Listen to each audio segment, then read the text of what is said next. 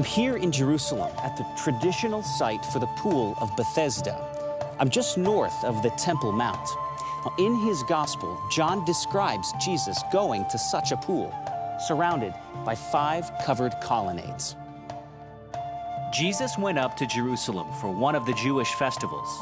Now there is in Jerusalem near the sheep gate a pool, which in Aramaic is called Bethesda, and which is surrounded by 5 covered colonnades.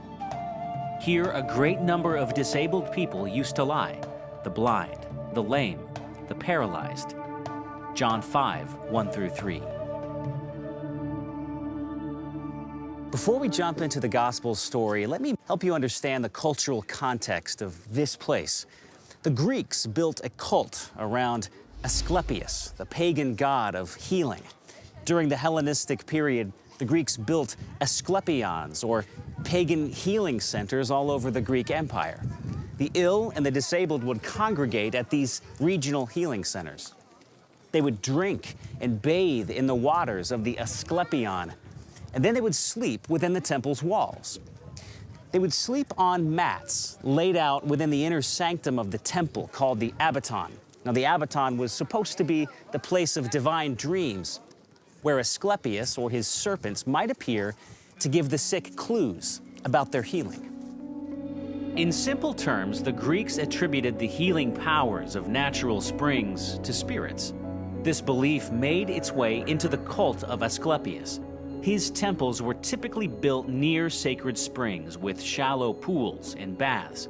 Participants would wait by the water, praying, fasting, and chanting until Asclepius, or his helpful serpent spirits, churned the water. This was the best time for a healing miracle, when bubbles or ripples made their way from the spring to the pool.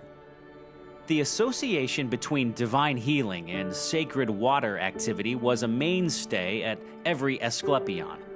It was a cultural staple throughout the Hellenized world. This model of first-century Jerusalem is thought to represent what this pool once looked like. Now, with that as a background, let's return to the Pool of Bethesda. One who was there had been an invalid for 38 years. When Jesus saw him lying there and learned that he had been in this condition for a long time, he asked him, "Do you want to get well?" "Sir," the invalid replied, "I have no one to help me into the pool when the water is stirred. While I am trying to get in, someone else goes down ahead of me." Then Jesus said to him, "Get up, pick up your mat and walk." At once, the man was cured.